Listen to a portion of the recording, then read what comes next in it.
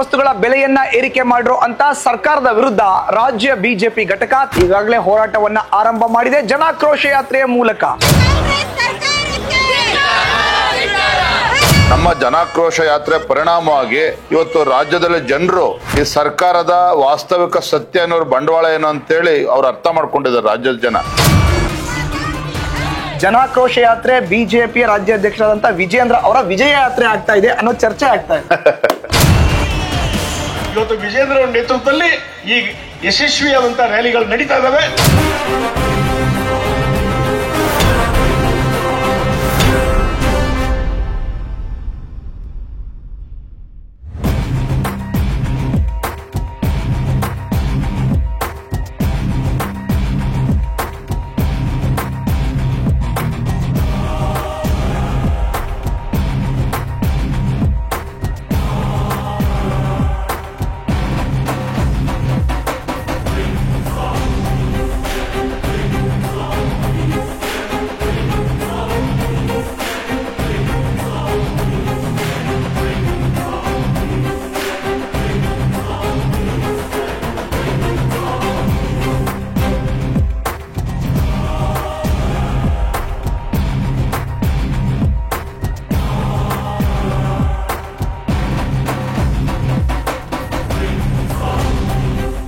ನೀವು ನೋಡ್ತಾ ಇದ್ದೀರಾ ವಿಶೇಷ ಕಾರ್ಯಕ್ರಮ. ನಾನ್ ಮಧುಸೂದನ್. ರಾಜ್ಯ ಸರ್ಕಾರದ ವಿರುದ್ಧ ಬಿಜೆಪಿ ರಣಕಹಳೆಯನ್ನೇ ಊದಿದೆ. ಈಗಾಗಲೇ ದಿನನಿತ್ಯ ವಸ್ತುಗಳ ಬೆಲೆಯನ್ನ ಏರಿಕೆ ಮಾಡ್ರು ಅಂತ ಸರ್ಕಾರದ ವಿರುದ್ಧ ರಾಜ್ಯ ಬಿಜೆಪಿ ಘಟಕ ತನ್ನದೇ ಆದಂತ ರೀತಿಯಲ್ಲಿ ಈಗಾಗಲೇ ಹೋರಾಟವನ್ನ ಆರಂಭ ಮಾಡಿದೆ ಜನಾಕ್ರೋಶ ಯಾತ್ರೆಯ ಮೂಲಕ. ಬಿಜೆಪಿ ರಾಜ್ಯಾಧ್ಯಕ್ಷ BY ವಿಜಯೇಂದ್ರ ಅವರು ಬಿಜೆಪಿಯ ಸಾರಥಿಯಾಗಿ 1 ವರ್ಷ ಪೂರೈಸಿದ ಹಿನ್ನೆಲೆಯಲ್ಲಿ ಒಂದು ಕಡೆ ಬೆಂಗಳೂರಿನಿಂದ ಮೈಸೂರು ತನಕ ಮೈಸೂರು ಚಲೋ ಯಾತ್ರೆ ಪಾದಯಾತ್ರೆ ಆಯಿತು. ಮೂಡ ಅಕ್ರಮವನ್ನ ಖಂಡಿಸಿ ಈಗ 2ನೇ ಯಾತ್ರೆ ಜನಾಕ್ರೋಶ ಯಾತ್ರೆ. ಬನ್ನಿ ಹಾಗಾದ್ರೆ BY ವಿಜಯೇಂದ್ರ ಅವರು ಜನಾಕ್ರೋಶ ಯಾತ್ರೆಯನ್ನ ಯಾವ ರೀತಿ ಮಾಡ್ತಾರೆ. ಒಂದು ದಿನ ಪೂರ್ತಿ ನಿಮ್ಮ ಪ್ರೀತಿಯ ನ್ಯೂಸ್ ಫಸ್ಟ್ ಬಿಜೆಪಿ ರಾಜ್ಯಾಧ್ಯಕ್ಷ BY ವಿಜಯೇಂದ್ರ ಅವರ ಜೊತೆ ಇರುತ್ತೆ. ಅವರ ಕಾರ್ಯವೈಖರಿ, ಪಕ್ಷ ಸಂಘಟನೆ, ಸರ್ಕಾರದ ವಿರುದ್ಧ ಗುಡುಗು ಹೇಗಿರುತ್ತೆ ನೋಡೋಣ.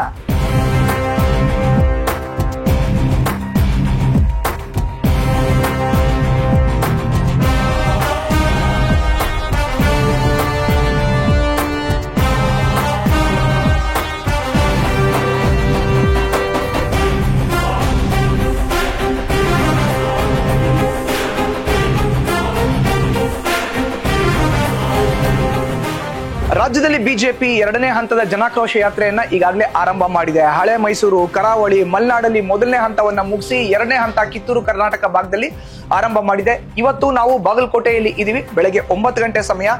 ಬಿಜೆಪಿ ರಾಜ್ಯಾಧ್ಯಕ್ಷರಾಗಿರುವಂತಹ BY ವಿಜಯೇಂದ್ರ ಅವರು ಬೆಳಗಿನ ಉಪಹಾರವನ್ನ ಸ್ವೀಕರಿಸಿ ಕಾರ್ಯಕರ್ತರನ್ನ ಮಾತಾಡಿಸ್ಲಿಕ್ಕೆ ಈಗಷ್ಟೇ ಹೊರಡ್ತಾ ಇದ್ದಾರೆ.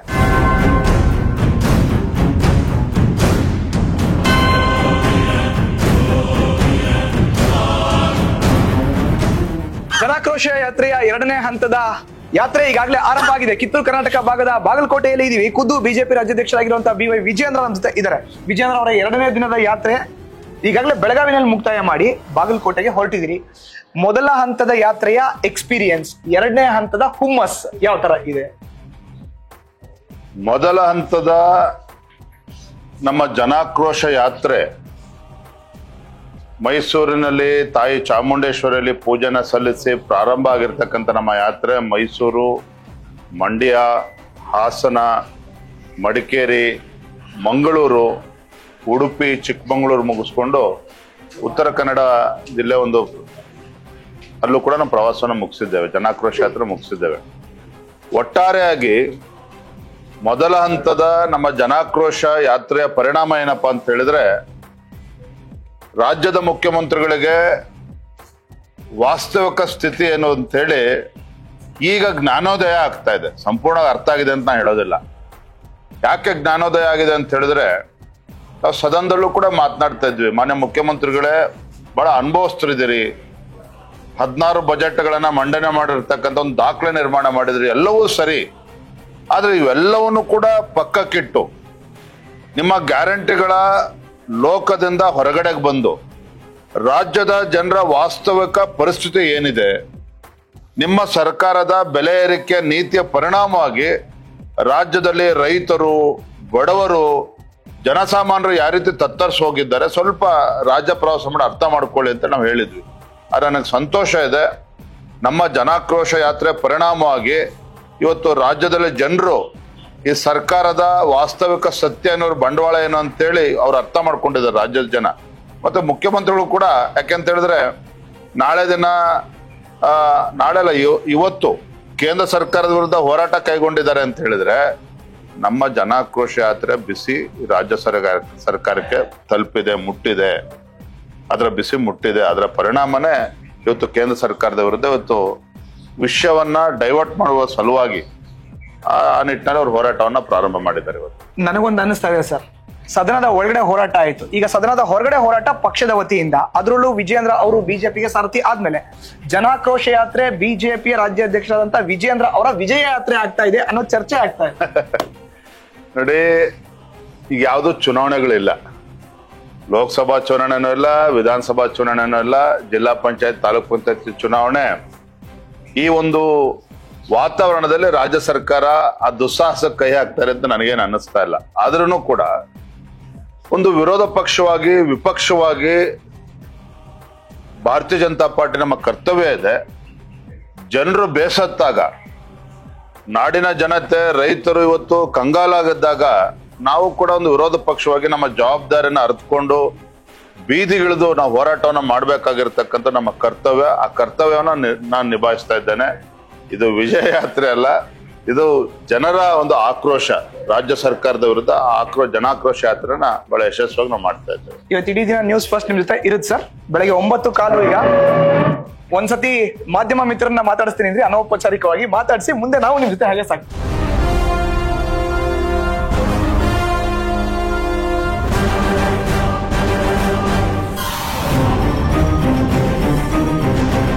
ರಾಜ್ಯದಲ್ಲಿ ಜನಾಕ್ರೋಶ ಯಾತ್ರೆ ಮಾಡ್ತಾ ಇರುವಂತ ಬಿಜೆಪಿ 3 ಪ್ರಮುಖ ಅಜೆಂಡಾಗಳನ್ನ ಇಟ್ಕೊಂಡು ಜನಾಕ್ರೋಶ ಯಾತ್ರೆ ಮಾಡ್ತಾ ಇದೆ. ಅದನ್ನ ಈಗಾಗಲೇ ಬಿಜೆಪಿ ರಾಜ್ಯಾಧ್ಯಕ್ಷರಾಗಿರುವಂತಹ BY ವಿಜಯೇಂದ್ರ ಅವರು ತಮ್ಮ ಕಾರ್ನ ಮೇಲ್ಗಡೆ ಸ್ಟಿಕ್ಕರ್ ನ ಅಳವಡಿಸ್ಕೊಳ್ಳೋದ್ರ ಮೂಲಕ ಯಾವ್ಯಾವ ಕಾರಣಕ್ಕೋಸ್ಕರ ಜನಾಕ್ರೋಶ ಯಾತ್ರೆಯನ್ನ ಮಾಡ್ತಾ ಇದೀವಿ ಅನ್ನೋ ಒಂದು ಮಾತನ್ನ ಹೇಳ್ತಾ ಇದ್ದಾರೆ. ಆಲ್ರೆಡಿ ಈಗಾಗಲೇ ಉಲ್ಲೇಖ ಮಾಡಿರೋ ತರ 45 ಅನ್ನೋ ಗಾಡಿನಲ್ಲೇ ವಿಜಯೇಂದ್ರ ಅವರು ರಾಜ್ಯ ಪ್ರವಾಸವನ್ನ ಮಾಡ್ತಾ ಇದ್ದಾರೆ.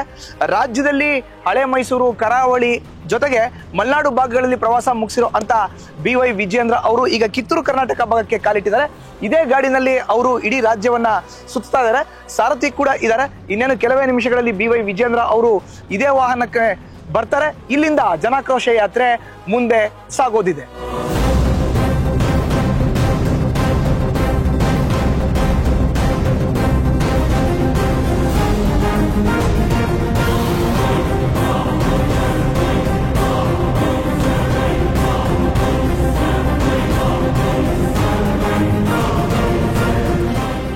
ಬೆಳಗ್ಗೆ ಸಮಯ 10:30 ಆಗ್ತಾ ಇದೆ. ಜನಾಕ್ರೋಶ ಯಾತ್ರೆ ಬಾಗಲಕೋಟೆ ಸಿಟಿನಲ್ಲಿ ಆರಂಭ ಆಗುತ್ತೆ. ಬಾಗಲಕೋಟೆ ಸಿಟಿನಲ್ಲಿ ಆರಂಭ ಆಗುವಂತಹ ಜನಾಕ್ರೋಶ ಯಾತ್ರೆಗೆ ಬಿಜೆಪಿ ರಾಜ್ಯಾಧ್ಯಕ್ಷರಾದಂತಹ BY ವಿಜಯೇಂದ್ರ ಅವರು, ಬಾಗಲಕೋಟೆಯ ಸಂಸದರಾಗಿರುವಂತಹ PC ಗದ್ದಿಗೌಡರ್, ಚಿತ್ರದುರ್ಗ ಲೋಕಸಭಾ ಕ್ಷೇತ್ರದ ಸಂಸದರಾಗಿರುವಂತಹ ಗೋವಿಂದ ಕಾರಜೋಳ, ವಿಧಾನ ಪರಿಷತ್ ವಿಪಕ್ಷ ನಾಯಕ ಚಲವಾದಿ ನಾರಾಯಣ ಸ್ವಾಮಿ, ಹಾಗೆ ವಿಧಾನ ಪರಿಷತ್ ಸದಸ್ಯರಾಗಿರುವಂತಹ N ರವಿಕುಮಾರ್ ಅವರು ಕೂಡ ಭಾಗಿಯಾಗ್ಲಿಕ್ಕೆ ಈಗ ತೆರಳ್ತಾ ಇದ್ದಾರೆ. ಆ ದೃಶ್ಯವನ್ನ ನೋಡ್ತಾ ಇದ್ದೀರಿ.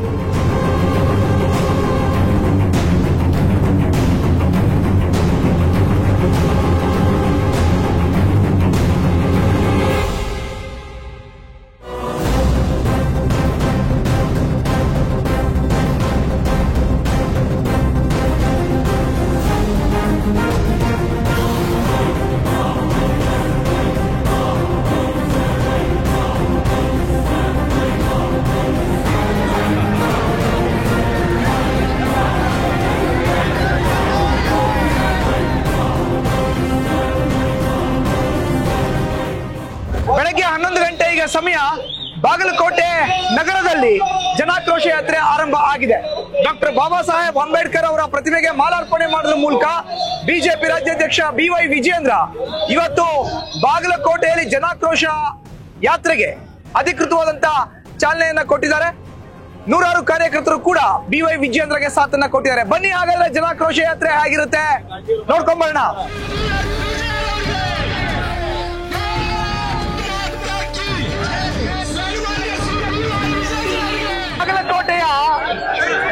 ಬಾಗಲಕೋಟೆಯಲ್ಲಿ ಈಗಾಗಲೇ ಜನಾಕ್ರೋಶ ಯಾತ್ರೆ ಆರಂಭ ಆಗಿದೆ.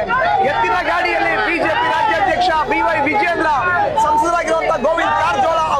ಜನಾಕ್ರೋಶ ಯಾತ್ರೆಗೆ ಚಾಲನೆಯನ್ನ ಕೊಟ್ಟಿರುವಂತ ದೃಶ್ಯಾವಳಿಯನ್ನ ನೋಡ್ತಾ ಇದ್ದೀರಿ.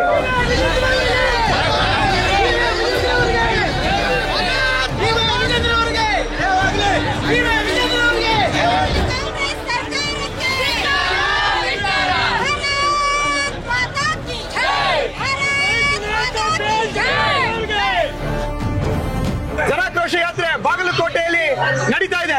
ಖುದ್ದು ವಿಜೇಂದ್ರ ಜೊತೆಗೆ ಸಂಸದರ ದಂಡೆ ಇವತ್ತು ನೋಡ್ತಾ ಇದೀವಿ. ಒಂದ್ ಕಡೆ ಜಗದೀಶ್ ಶೆಟ್ಟರ್, ಮತ್ತೊಂದ್ ಕಡೆ ಗೋವಿಂದ ಕಾರಜೋಳ ಇದ್ದಾರೆ. ಚಲವಾದಿ ನಾರಾಯಣ ಸ್ವಾಮಿ ಅವರು ಕೂಡ ಸಾಥನ್ನ ಕೊಟ್ಟಿದ್ದಾರೆ. ವಿಜೇಂದ್ರ ಅವರೇ, ಕಿತ್ತೂರು ಕರ್ನಾಟಕ ಭಾಗದ ಬಾಗಲಕೋಟೆಯಲ್ಲಿ ಇವತ್ತು ಜನಾಕ್ರೋಶ ಯಾತ್ರೆ ಸಂದೇಶ ಏನು ಸರ್ಕಾರಕ್ಕೆ ಮೂಲಕ? ಈಗ ಬಾಗಲಕೋಟೆನಲ್ಲಿ ಪ್ರಾರಂಭ ಆಗಿರುವ ನಮ್ಮ ಜನಾಕ್ರೋಶ ಯಾತ್ರೆ ಇಂಥ ಉರಿ ಬಿಸಿಲಿನಲ್ಲೂ ಸಹ ಯಾವ ರೀತಿ ಜನಸಾಮಾನ್ಯರು ಹಾಗೂ ಕಾರ್ಯಕರ್ತರು ಇಷ್ಟೊಂದು ಉತ್ಸಾಹದಲ್ಲಿ ಬಂದಿದ್ದಾರೆ, ಇದು ನೋಡಿದ್ರೆ ನಿಮಗೆ ಗೊತ್ತಾಗುತ್ತೆ ಯಾವ ರೀತಿ ಜನ ಬೇಸತ್ತಿದ್ದಾರೆ ರಾಜ್ಯದ ಕಾಂಗ್ರೆಸ್ ಸರ್ಕಾರದ ವಿರುದ್ಧ ಅಂತೇಳಿ. ಬೆಲೆ ಏರಿಕೆಯಿಂದ ತತ್ತರಿಸಿ ಹೋಗಿದ್ದಾರೆ. ಯಾವ ರೀತಿ ಪರಿಣಾಮ ಬೀರಿದೆ ಅಂತ ಹೇಳಿದ್ರೆ, ಬಾದಾಮಿ ಒಂದು ಐತಿಹಾಸಿಕ ಸ್ಥಳ, ಅಲ್ಲೂ ಕೂಡ ಬೆಲೆ ಏರಿಕೆ ಪರಿಣಾಮವಾಗಿ ಪ್ರವಾಸಿಗರು ಕೂಡ ಬರ್ತಕ್ಕಂಥದ್ದು ಕಡಿಮೆ ಆಗಿದೆ ಅಂತೇಳಿ ಭಾಗದ ಜನರು ಮಾತನಾಡ್ತಾ ಇದ್ದಾರೆ. ಒಟ್ಟಾರೆಯಾಗಿ ಸರ್ಕಾರದ ವಿರುದ್ಧ ಜನರು ಇವತ್ತು ನಿಜವಾಗ್ಲೂ ಕೂಡ ಆಕ್ರೋಶ ಭರಿತರಾಗಿದ್ದಾರೆ. ಸರ್, ಬಾಗಲಕೋಟೆ ಮಾತ್ರನೇ ಅಲ್ಲದೆ ಇಡೀ ರಾಜ್ಯದಲ್ಲೂ ಕೂಡ ಜನಾಕ್ರೋಶ ಯಾತ್ರೆ ಸಾಗ್ತಾ ಇದೆ. ಬಟ್ ಪರ್ಟಿಕ್ಯುಲರ್ ಆಗಿ ಐತಿಹಾಸಿಕ ಸ್ಥಳ, ಪ್ರವಾಸಿ ಸ್ಥಳಗಳು ಈ ಜಿಲ್ಲೆನಲ್ಲಿ ಹೆಚ್ಚಾಗಿ ಕಾಣಸಿಕ್ಕಿರುವಂತದ್ದು. ಇದು ಕೂಡ ಪ್ರವಾಸಿಗರು ಬರ್ತಾ ಇಲ್ಲ ಅಂತ ಒಂದು ಉಲ್ಲೇಖ ಮಾಡಿದ್ರಿ ತಾವು.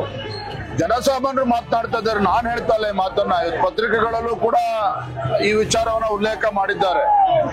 ಬೆಲೆ ಏರಿಕೆ ಯಾಕೆಂತ ಹೇಳಿದ್ರೆ, ಸಿದ್ದರಾಮಯ್ಯನವರು ಕಾಂಗ್ರೆಸ್ ಸರ್ಕಾರ ಉಚಿತ ಬಸ್ ಪ್ರಯಾಣ ಕೊಟ್ಟಿದ್ದೇವೆ ಮಹಿಳೆಯರಿಗೆ ಅಂತೇಳಿ ಬಹಳ ಬೀಗ್ತಾ ಇದ್ರು. ಆದ್ರೆ ಉಚಿತ ಬಸ್ ಪ್ರಯಾಣ ಶಕ್ತಿ ಇದ್ರೂ ಸಹ ಇವತ್ತು ಜನರು ಮನೆ ಬಿಟ್ಟು ಬರ್ತಾ ಇಲ್ಲ ಅಂತ ಹೇಳಿದ್ರೆ, ಇವತ್ತೇನು ಬೆಲೆ ಏರಿಕೆ ಪರಿಣಾಮವಾಗಿ ಇವತ್ತು ದಿನ ಬಳಕೆ ವಸ್ತುಗಳ ಬೆಲೆ ಏರಿಕೆ ಜಾಸ್ತಿ ಆಗಿದೆ, ಪೆಟ್ರೋಲ್ ಡೀಸೆಲ್ ದರ ಜಾಸ್ತಿ ಆಗಿದೆ, ಹಾಲಿನ ದರ ಜಾಸ್ತಿ ಆಗಿದೆ. ಇದೆಲ್ಲದರ ಪರಿಣಾಮ ಇವತ್ತು ಜನರು ಯಾರು ಕೂಡ ಮನೆ ಬಿಟ್ಟು ಹೊರ ಬರ್ತಾ ಇಲ್ಲ. ಈ ಸರ್ಕಾರಕ್ಕೆ, ಸಿದ್ದರಾಮಯ್ಯ ಸರ್ಕಾರಕ್ಕೆ ಶಾಪ ಆಗ್ತಾ ಇದ್ದಾರೆ ಇವತ್ತು ರಾಜ್ಯದ ಜನ. ಡಿ.ವೈ. ವಿಜೇಂದ್ರ ಅವ್ರಿಗೆ ಜಗದೀಶ್ ಶೆಟ್ಟರ್, ಗೋವಿಂದ ಕಾರಜೋಳ, ಚಲವಾದಿ ನಾರಾಯಣ ಸ್ವಾಮಿ ಅವರೆಲ್ಲ ಸಾಥ್ ಕೊಟ್ಟಿರುವಂತದ್ದು ಒಂಥರ ಆನೆ ಬಲ ತಂದಿದೆ ಈ ಹೋರಾಟಕ್ಕೆ. ಭಾರತೀಯ ಜನತಾ ಪಾರ್ಟಿ ಎಲ್ಲ ನಮ್ಮ ಪಕ್ಷದ ಹಿರಿಯ ಮುಖಂಡರು, ಇಲ್ಲಿ ಸಂಸದರಾಗಿರ್ತಕ್ಕಂಥ ಗದ್ದಿಗೌಡರು, ನಮ್ಮ ಚರಂತಿಮಠ ಅವರು, ಅದೇ ರೀತಿ ಜಗದೀಶ್ ಶೆಟ್ಟರ್ ಸಾಹೇಬರು, ನಮ್ಮ ಮಾಜಿ ಶಾಸಕರಾಗಿರ್ತಕ್ಕಂಥ ದೊಡ್ಡನಗೌಡರಿದ್ದಾರೆ, ನಮ್ಮ ಪೂಜಾರಿ ಅವರಿದ್ದಾರೆ, MLC ಅವರು, ಜಗದೀಶ್ ಗುಡಗಂಟೆ ಅವರಿದ್ದಾರೆ, ಎಲ್ಲ ನಮ್ಮ ಶಾಸಕರು, ಮಾಜಿ ಶಾಸಕರು, ವಿಧಾನ ಪರಿಷತ್ ಸದಸ್ಯರು ಎಲ್ಲರೂ ಕೂಡ ಇವತ್ತು ಈ ಹೋರಾಟಕ್ಕೆ ಕೈ ಜೋಡಿಸಿದ್ದಾರೆ. ನಮಗೊಂದು ಆನೆ ಬಲ ಬಂದಂತಾಗಿದೆ.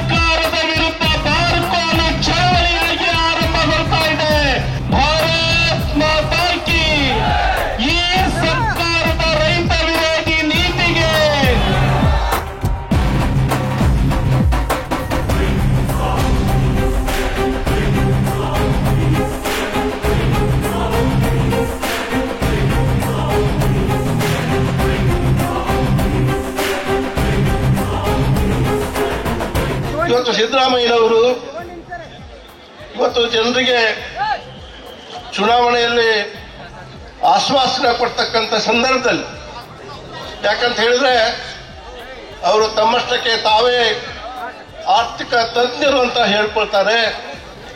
ಇವತ್ತು ಅವರು ಕೊಟ್ಟಿರ್ತಕ್ಕಂಥ ಎಲ್ಲ ಕಾರ್ಯಕ್ರಮಗಳಿಗೆ ಈ ಹಣಕಾಸಿನ ವ್ಯವಸ್ಥೆಯನ್ನು ಇವತ್ತು ಜನರಿಗೆ ಮುಟ್ಟಿಸ್ಲಿಕ್ಕೆ ಆಗ್ತಿದೋ ಇಲ್ಲೋ ಅನ್ನೋದನ್ನು ಅವರು ಮೊದಲೇ ವಿಚಾರ ಮಾಡಬೇಕಾಗಿತ್ತು. ಬೆಲೆ ಏರಿಕೆ ಆಗಿದೆ, ಒಂದು ಕಡೆ ಜನಗಣತಿ ಆಗಿದೆ, ಒಂದು ಕಡೆ ಭ್ರಷ್ಟಾಚಾರ ಆಗ್ತದೆ, ಅನಾಚಾರ ಆಗ್ತಾ ಇದೆ ಅನ್ನಂತ ವಿಚಾರವನ್ನು ಪದೇ ಪದೇ ರಾಜ್ಯದ ಉದ್ದಗಲಕ್ಕೂ ಕೂಡ ಹೇಳ್ಕೊಂತ ಬರ್ತಾ ಇದ್ವಿ.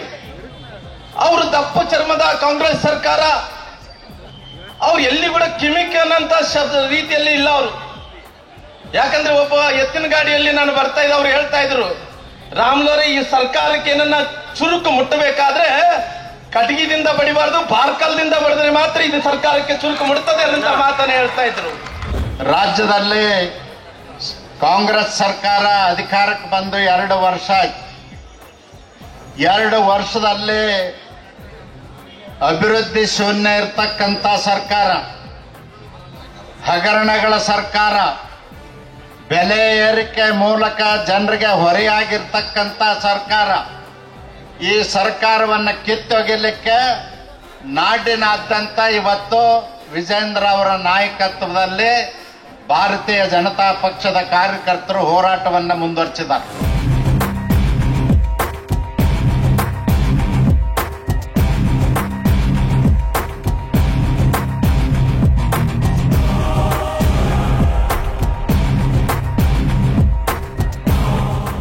ನಮ್ಮಲ್ಲಿ ದಲಿತ ಸಮುದಾಯಗಳನ್ನು ಗೌರವಿಸುವ, ಬಾಬಾ ಸಾಹೇಬ್ ಅಂಬೇಡ್ಕರ್ ಅವರನ್ನು ಗೌರವಿಸುವ ಕೆಲಸವನ್ನ ಮಾಡ್ತಾ ಇದೆ ನಮ್ಮ ಸರ್ಕಾರ. ಬೊಮ್ಮಾಯಿ ಅವರು ಇರುವಾಗ ನಾವು ಕೇಳ್ಕೊಂಡ್ವಿ, ನನಗೆ ಇದು ಅವಿಭಾಜ್ಯ ಜಿಲ್ಲೆ ಆಗಿದ್ದ ಬಿಜಾಪುರ ಜಿಲ್ಲೆ, ಬಾಗಲಕೋಟೆ ಹಾಗೆ ಒಟ್ಟಿಗೆ ಇದ್ದಿದ್ದು. ಇದನ್ನು ನಾನು ಪುಣ್ಯ ಭೂಮಿ ಅಂತ ಕರೀತೇನೆ. ಯಾಕೆ ಗೊತ್ತಾ? ಬಾಬಾ ಸಾಹೇಬ್ ಅಂಬೇಡ್ಕರ್ ಅವರು ಈ ಪುಣ್ಯ ಭೂಮಿಯ ಪಾದ ಸ್ಪರ್ಶ ಮಾಡಿದ್ದಾರೆ. 7 ಜಿಲ್ಲೆಗಳ 10 ಪ್ರದೇಶಗಳಿಗೆ ಅವರು ಬಂದಿದ್ದಾರೆ. ನಾವು ಕೇಳ್ಕೊಂಡ್ವಿ, ಮಾನ್ಯ ಬೊಮ್ಮಾಯಿ ಸಾಹೇಬ್ರೆ, ಮೋದಿಜಿ ಅವರು 5 ಕ್ಷೇತ್ರಗಳನ್ನ ಪುಣ್ಯ ಕ್ಷೇತ್ರಗಳನ್ನ ಮಾಡಿದ್ದಾರೆ. ಕರ್ನಾಟಕದಲ್ಲೂ ನಾವು ಏನಾದ್ರೂ ಮಾಡಬೇಕಲ್ಲ ಅಂದಾಗ ಅವರು ಬಿಜಾಪುರಕ್ಕೆ ಅವರು ಬಂದಿದ್ರಲ್ಲ, ಆ ಜಾಗವನ್ನ ಕೇವಲ ಎಲ್ಲ 10 ಕ್ಷೇತ್ರಗಳನ್ನ ಪುಣ್ಯ ಕ್ಷೇತ್ರಗಳನ್ನಾಗಿ ಮಾಡಲಿಕ್ಕೆ ಹಣ ಬಿಡುಗಡೆ ಮಾಡಿದ್ದಾರೆ. ಈ ಸರ್ಕಾರ ಇವತ್ತಿನವರೆಗೂ ಒಂದು ಕಲ್ಲು ಕೂಡ ಹಾಕಿಲ್ಲ ಅಲ್ಲಿ. ಅದಕ್ಕೆ ನಾವು ಈ ಸರ್ಕಾರಕ್ಕೆ ಕಲ್ಲು ಹಾಕೋ ಕಾಲ ಬಂದಿದೆ ಈಗ.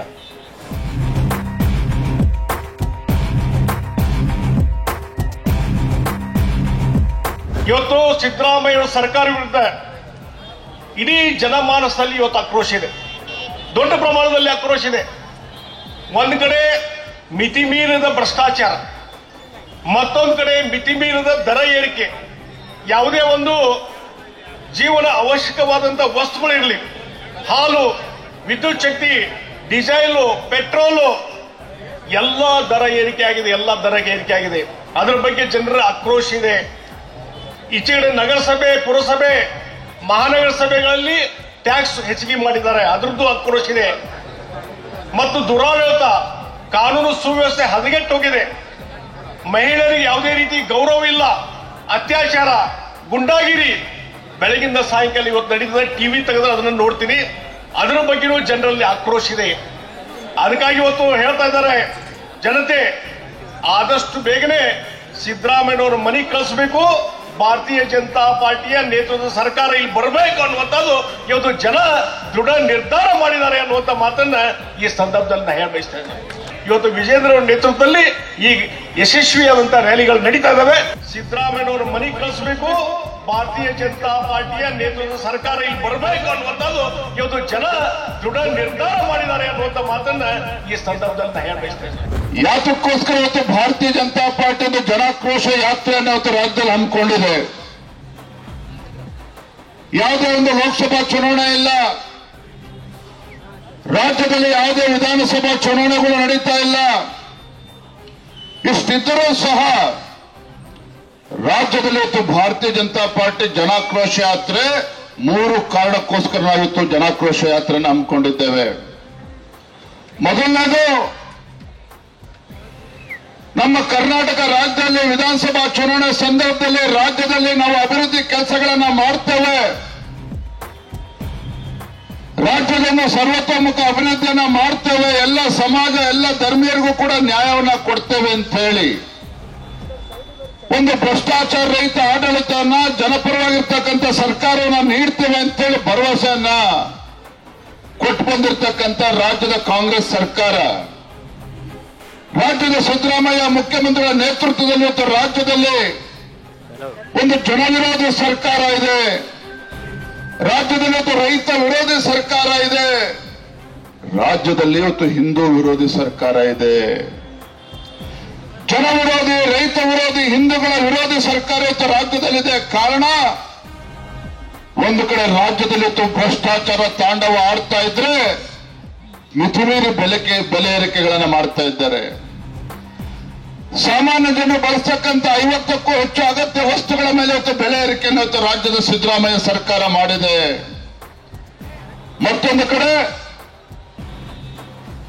ಹೈಂದ ಹೆಸರು ಹೇಳಿಕೊಂಡು ರಾಜ್ಯದಲ್ಲಿ ಇವತ್ತು ಅಧಿಕಾರದ ಚುಕ್ಕಾಣಿ ಹಿಡಿದಿರ್ತಕ್ಕಂಥ ಸಿದ್ದರಾಮಯ್ಯ ನೇತೃತ್ವದ ಕಾಂಗ್ರೆಸ್ ಸರ್ಕಾರ ಪರಿಷ್ಠ ಜಾತಿ ಪರಿಷ್ಠ ಪಂಗಡಕ್ಕೂ ಕೂಡ ಅವರ ಅಭಿವೃದ್ಧಿಗೆ ಮೀಸಲಿಟ್ಟಿರ್ತಕ್ಕಂಥ ಹಣವನ್ನ 38,500 ಕೋಟಿ ರೂಪಾಯಿಗಳನ್ನ ಇವತ್ತು ಬೇರೆ ಕಡೆಗೆ ವರ್ಗಾವಣೆ ಮಾಡಿದ್ದಾರೆ. ಅದಕ್ಕೋಸ್ಕರ ಜನಾಕ್ರೋಶ ಯಾತ್ರೆ ಮಾಡ್ತಾ ಇದ್ದೇವೆ. ಹೈಂದ ಹೆಸರು ಹೇಳಿಕೊಂಡು ರಾಜ್ಯದಲ್ಲಿ ಇವತ್ತು ಅಧಿಕಾರದ ಚುಕ್ಕಾಣಿ ಹಿಡಿದಿರ್ತಕ್ಕಂಥ ಸಿದ್ದರಾಮಯ್ಯ ನೇತೃತ್ವದ ಕಾಂಗ್ರೆಸ್ ಸರ್ಕಾರ ಪರಿಷ್ಠ ಜಾತಿ ಪರಿಷ್ಠ ಪಂಗಡಕ್ಕೂ ಕೂಡ ಅವರ ಅಭಿವೃದ್ಧಿಗೆ ಮೀಸಲಿಟ್ಟಿರ್ತಕ್ಕಂಥ ಹಣವನ್ನ 38,500 ಕೋಟಿ ರೂಪಾಯಿಗಳನ್ನ ಇವತ್ತು ಬೇರೆ ಕಡೆಗೆ ವರ್ಗಾವಣೆ ಮಾಡಿದ್ದಾರೆ. ಅದಕ್ಕೋಸ್ಕರ ಜನಾಕ್ರೋಶ ಯಾತ್ರೆ ಮಾಡ್ತಾ ಇದ್ದೇವೆ. ಜನಾಕ್ರೋಶ ಯಾತ್ರೆಯ ಮಧ್ಯದಲ್ಲಿ ಈಗ ಭೋಜನದ ವಿರಾಮದ ಸಮಯ. ಖುದ್ದು ವಿಜೇಂದ್ರ ಅವರು ನಮ್ಮ ಜೊತೆ ಇದ್ದಾರೆ, ಅವ್ರನ್ನ ಮಾತಾಡಿಸ್ತೀನಿ. ವಿಜೇಂದ್ರ ಅವರ ಉತ್ತರ ಕರ್ನಾಟಕ, ಅದರಲ್ಲೂ ಪ್ರಮುಖವಾಗಿ ಕಿತ್ತೂರು ಕರ್ನಾಟಕ ಭಾಗಕ್ಕೆ ಬಂದಿದ್ದೀರಿ, ಬಾಗಲಕೋಟೆ. ಉತ್ತರ ಕರ್ನಾಟಕದ ತಿಂಡಿ ತಿನಿಸುಗಳು ಅಂತ ಹೇಳಿದ್ರೆ ಯಡಿಯೂರಪ್ಪನವ್ರಿಗೂ ಕೂಡ ಬಹಳ ಪ್ರಿಯವಾಗಿರ್ತಕ್ಕಂಥದ್ದು. ನಾನು ಕೂಡ ಗುಲ್ಬರ್ಗ ಜಿಲ್ಲೆಯ ಅಳಿಯ, ಆಗ ನನಗೂ ಕೂಡ ಉತ್ತರ ಕರ್ನಾಟಕಕ್ಕೂ ಇದಕ್ಕೂ ಅವಿನಾಭಾವ ಸಂಬಂಧ ಇದೆ. ಬಹಳ ಸಂತೋಷದಿಂದ ನೋಡಿದ್ರಿ, ಬಾಗಲಕೋಟೆ ನಮ್ಮ ಕಾರ್ಯಕ್ರಮ ಬಹಳ ಯಶಸ್ವಿಯಾಗಿದೆ. ಈಗಾಗಲೇ ರಾಜ್ಯ ಸರ್ಕಾರದ ವೈಫಲ್ಯಗಳನ್ನ ಯಾವ ರೀತಿ ಜನರ ಮುಂದೆ ಇಡಬೇಕು ಇವೆಲ್ಲವೂ ಚರ್ಚೆ ಮಾಡಿ ತೀರ್ಮಾನ ಮಾಡಿ ಹೊರಟಿದ್ದೇವೆ. ಹಾಗಾಗಿ ಬಹಳಷ್ಟು ವಿಚಾರಗಳು ಮತ್ತೆ ಚರ್ಚೆ ಮಾಡುವಂಥದ್ದೇನಿಲ್ಲ. ನಮ್ಮ ಗುರಿ ಸ್ಪಷ್ಟವಾಗಿದೆ. ಈ ಜನವಿರೋಧಿ ಕಾಂಗ್ರೆಸ್ ಸರ್ಕಾರದ ನಿಜ ಬಣ್ಣವನ್ನ ರಾಜ್ಯದ ಜನರ ಮುಂದೆ ಇಡಬೇಕು. ಎಲ್ಲವೂ ವಿಚಾರ ಈಗಲೂ ಕೂಡ ಚರ್ಚೆ ಮಾಡ್ತೇವೆ, ಜನರ ಮುಂದೆ ಇಡ್ತೇವೆ ನಾವು.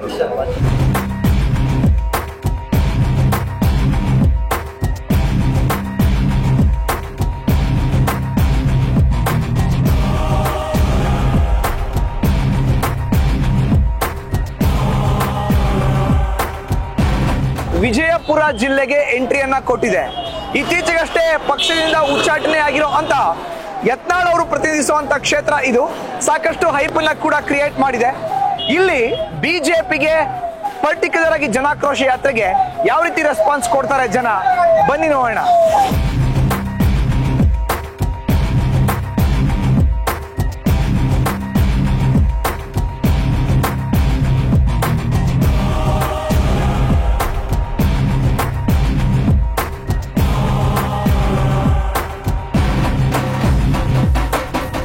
ಎರಡನೇ ಹಂತದ ಜನಾಕ್ರೋಶ ಯಾತ್ರೆ ಸಾಯಂಕಾಲ 5 ಗಂಟೆ ಆಗಿದೆ. ವಿಜಯಪುರ ನಗರ ವಿಧಾನಸಭಾ ಕ್ಷೇತ್ರವನ್ನ ನಾವೀಗ ಎಂಟ್ರಿ ಕೊಟ್ಟಿದ್ದೀವಿ. ಖುದ್ದು ವಿಜಯೇಂದ್ರ ಅವರು ಈಗಷ್ಟೇ ವಿಜಯಪುರ ಜಿಲ್ಲೆಗೆ ಎಂಟ್ರಿ ಆಗಿದ್ದಾರೆ. ಈ ಜಿಲ್ಲೆಯಲ್ಲಿ ಜನಾಕ್ರೋಶ ಯಾತ್ರೆ ಈಗ ಆರಂಭ ಆಗಬೇಕು. ಅವ್ರನ್ನ ಮಾತಾಡಿಸ್ತೀನಿ ಕಾಫಿ ಟೈಮ್ ಜೊತೆಗೆ. ವಿಜೇಂದ್ರ ಅವರೇ, ಈಗಾಗಲೇ ಬಾಗಲಕೋಟೆ ಮುಗೀತು, ವಿಜಯಪುರಕ್ಕೆ ಎಂಟ್ರಿ ಆಗಿದ್ರಿ. ಕಾರ್ಯಕರ್ತರ ಉತ್ಸಾಹವನ್ನ ನಾವು ನೋಡ್ತಾ ಇದ್ದೀವಿ. ಸಾಯಂಕಾಲ 5 ಗಂಟೆ, ಒಂದ್ ಕಡೆ ಬಿಸಿಲು, ಮತ್ತೊಂದ್ ಕಡೆ ಕಾರ್ಯಕರ್ತರ ಹುಮ್ಮಸ್. ಬಿಜಾಪುರದಲ್ಲಿ ನಮ್ಮ ಕಾರ್ಯಕರ್ತರು ಉತ್ಸಾಹ ಅಲ್ಲ, ಇವತ್ತು ರಣೋತ್ಸಾಹದಲ್ಲಿ ಇವತ್ತು ಕಾಯ್ತಾ ಇದ್ದಾರೆ. ರಾಜ್ಯದ ಅಧ್ಯಕ್ಷರು ಬರ್ತಾರೆ, ವಿಜೇಂದ್ರ ಅವರು ಬರ್ತಾರೆ ಅಂಥೇಳಿ ಎಲ್ಲ ಇಡೀ ಬಿಜಾಪುರ ಜಿಲ್ಲೆಯಿಂದ ನಮ್ಮೆಲ್ಲ ಶಾಸಕರು, ಮಾಜಿ ಶಾಸಕರು, ನಮ್ಮ ಜಿಲ್ಲೆಯ ಅಧ್ಯಕ್ಷರು, ನೇತೃತ್ವದಲ್ಲಿ ನಮ್ಮ ಸಂಸದರು ಎಲ್ಲರೂ ಕೂಡ ಬಹಳ ಉತ್ಸಾಹದಿಂದ ಕಾರ್ಯಕ್ರಮದಲ್ಲಿ ಭಾಗವಹಿಸ್ತಾ ಇದ್ದಾರೆ. ಸಾವಿರಾರು ಸಂಖ್ಯೆಯಲ್ಲಿ, ಬಹಳ ದೊಡ್ಡ ಸಂಖ್ಯೆಯಲ್ಲಿ ನಮ್ಮ ಕಾರ್ಯಕರ್ತರು ಕೂಡ ಜನಾಕ್ರೋಶ ಯಾತ್ರೆಯಲ್ಲಿ ಭಾಗವಹಿಸ್ತಾ ಇದ್ದಾರೆ. ಸರ್, ವಿಜಯಪುರ ಅಂತ ಹೇಳಿದ ತಕ್ಷಣ ಇತ್ತೀಚೆಗಷ್ಟೇ ನಡೆದಿರುವಂತ ಒಂದು ವಿಷಯವನ್ನ ಪ್ರಸ್ತಾಪ ಮಾಡ್ಬೇಕಾಗತ್ತೆ. ಅದು ನಿಮ್ಗೂ ಗೊತ್ತಿದೆ, ಹೇಗೆ ಅದನ್ನ ತಗೊಳ್ತೀರಿ? ತಾವು ಹೇಳಿದ್ರೆ ಅದು ಕರೆಕ್ಟ್ ಆಗಿರುತ್ತೆ.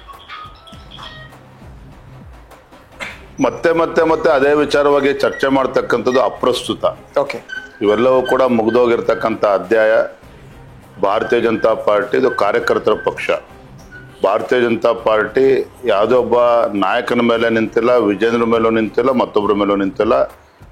ನಮ್ಮ ರಾಜ್ಯದಲ್ಲೇ ಇವತ್ತು ಲಕ್ಷಾಂತರ ಕಾರ್ಯಕರ್ತರು ಇದ್ದಾರೆ. ತನು ಮನ ಧನ ಎಲ್ಲವನ್ನು ಕೂಡ ಅರ್ಪಿಸಿ ಹಲವು ದಶಕಗಳಿಂದ ಪಕ್ಷವನ್ನು ಸಂಘಟನೆ ಮಾಡ್ತಕ್ಕಂಥ ಕೆಲಸ ಮಾಡ್ತಾ ಇದ್ದಾರೆ. ಹಾಗಾಗಿ ಹಿಂದೆ ಏನಾಗಿದೆ ಅನ್ನೋದಕ್ಕಿಂತ ಹೆಚ್ಚಾಗಿ ಮುಂದೆ ಏನಾಗಬೇಕು, ಹೇಗೆ ನಮ್ಮ ಗುರಿಯನ್ನು ತಲುಪಬೇಕು, ಆ ದೃಷ್ಟಿಕೋನ ಇಟ್ಕೊಂಡು ನಾವು ಮುನ್ನುಗ್ತಾ ಇದ್ದೀವಿ. ಸರ್, ನಾನು ಕೂಡ ಬೆಳಗ್ಗೆಯಿಂದ ನಿಮ್ಮ ಜೊತೆ ಇದ್ದೀನಿ.